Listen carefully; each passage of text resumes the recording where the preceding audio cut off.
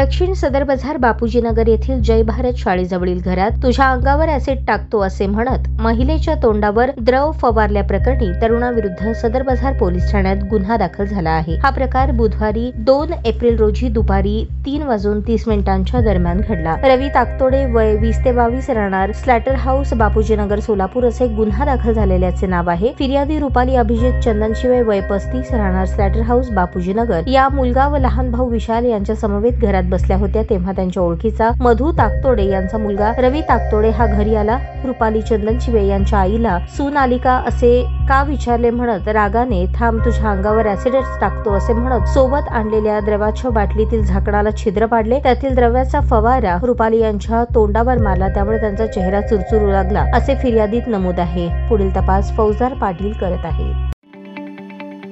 ताज्या बातम्या पाहण्यासाठी प्राईम महाराष्ट्र न्यूज चॅनलला सबस्क्राईब करा।